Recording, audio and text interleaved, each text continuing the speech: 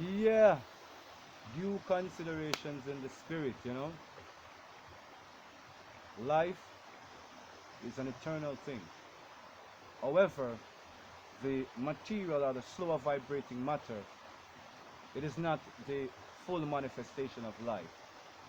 And these are sequenced based upon how the energy operates in the vortex. So there are many people surmise that there are many layers to it. But the essence of it is that what we see congealed is frequency. And so this frequency, though it looks dense, is really not congealed as we see it. It is why matter has a strange property that we think is somewhat indifferent to energy, right?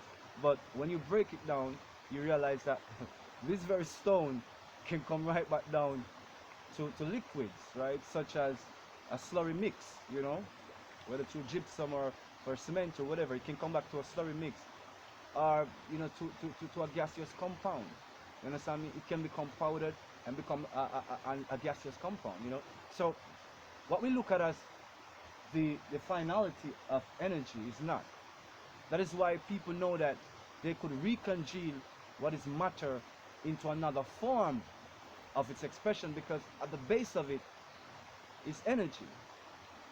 So if you think the way the energy expresses now is the eternality of the energy, that is why some people are unable to accept that apparitions are real, because they think, well, that this is all there is. So when you're gone, you know, this goes back to some inert matter or whatever, and that's it.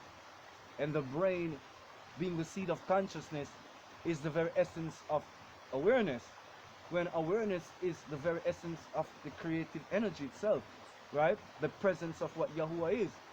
That's what it is, right? So without that, there would be no interpretation. Does he who implant the ear not hear? So does he need an ear to hear?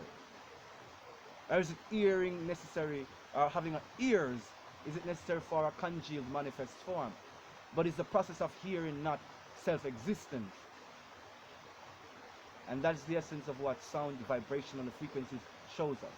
That everything is energy. Everything is vibrating energy. Some see it as the eagle's emanation, streams of endless light particles that bend, contort, and congeal the image of the human form. But on the mitochondria DNA, when you go on an electron microscope, all you see is just energy patterns at the base core of who we are. And so if we are operating from the premise that this is who we are, then I think the essence of carnality is to force some kind of a aberration upon your physical form, because you're not informed as to how it operates. So because it is energy just vibrating at a denser field, and for that denser field you call that the experiencer, right, of what is, or the experiencer, you know, the observer, that which is being observed, and the experiencer is the spirit, which is the energy within it, right? So the energy within it being the experiencer, that's what is always present. But in order for you to observe it, it had to have form. It had to have form, because to experience it, it was already being experienced as energy. It is energy. But to experience itself, it has to congeal as dense matter, as the human form. So the thought form becomes energy form, energy being, physics, physical being. It is an energy being. So the energy being is really energy, but in a state of being, of experience of its own energy. Some say it's experience of its consciousness, self-awareness. You know, there are many ways to look at that state of what awareness or what being is ultimately. But there's always interchanges between how the words apply, because the equal and opposite entangled reaction in all things means that somebody will always have the truth in a completely opposite perception.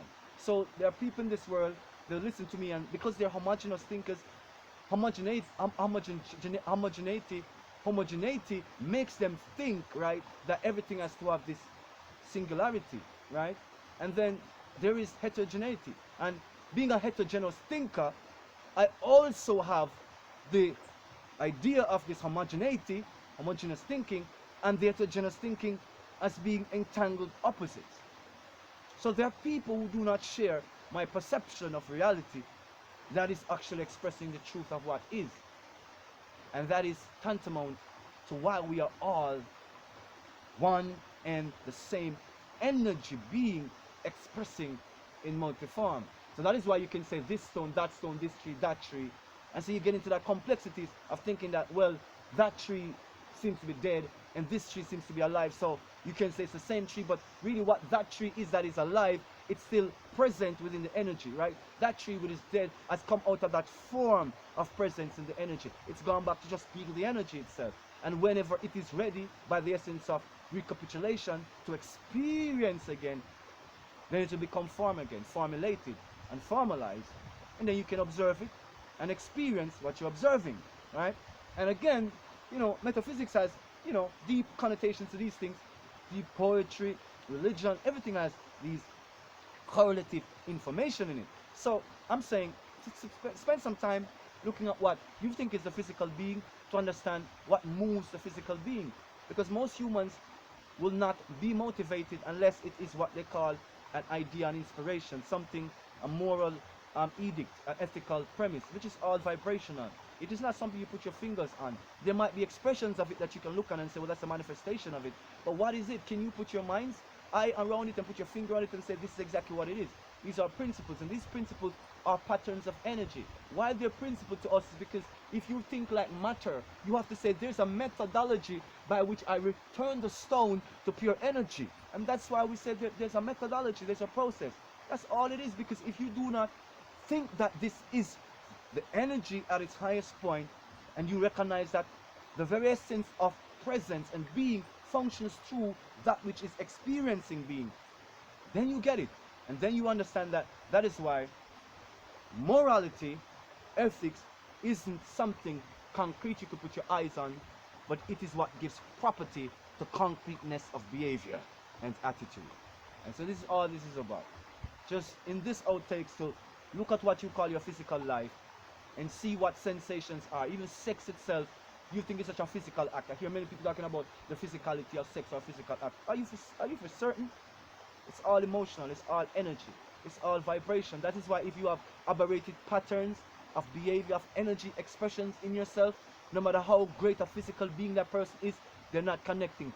Ladies, you know it, right? It's called boring, empty sex. Please tell some brothers about this, because they don't seem to know that's what they're doing to you, right? And they don't understand because, again, they're caught up in thinking it's physicality. And yes, brothers, there are some ladies, they are all into boring, empty sex too, because you're aware too, right? You're alive, and recognizing that they're not aware and they're not alive that way, right? So it's empty. They bring no soul to it. They bring no passion, no energy, no spirit, right? So we're not in this physical experience, we're in an energy experience. The very essence of what a physical being is. Physical comes from physics. The very essence of what physics is, or the psyche, or the essence of energy. That's all it is. You understand me? Pneumatics, energy, breath, spirit, energy. That's all it comes back to. That's all it ever was. See? And that's all it ever will be. So you just gotta breathe, align, be healthy in the breath, in the expression of your bipedal motion, the compression and the decompression of energy, the opposite to the polar entanglements. Yeah, that's all we are, brothers and sisters. The push and pull, yeah, of our existence, right? So negative and positive, the masculine and feminine working together for the highest good, right? Always remember this. And don't be caught up in this notion that it's just this physical life. People tell us that we're physical lives because, you know, they think it's a form. Get to the physics of it, to the very energy. Because it's motion, that's how we're physical beings. Because you can move, dance, and sing, sound, physical, phonetics. Yeah, it's because, you know, we have motion, emotion, we're alive, you know, energy. So keep the energy signatures up, keep liking, sharing, subscribing onto your live television networks. Stay on the platforms to be informed, and you know the platforms is right here, Celia Media, and your live television network. Continue to just be present, observing the experience and being present while you're experiencing what you're observing. Love and blessings.